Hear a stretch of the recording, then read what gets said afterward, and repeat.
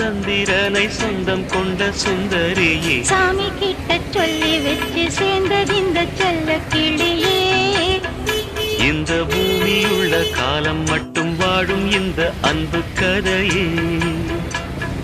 முத்துமணியே பட்டு துணியே ரத்தினமும் முத்தினமும் சேர்ந்து வந்த சித்திரமே சாமி கிட்ட சொல்லி வச்சு சேர்ந்தது இந்த செல்ல கிளியே. இந்த பூமியுள்ள காலம் மட்டும் வாழும் இந்த அன்பு கதையே.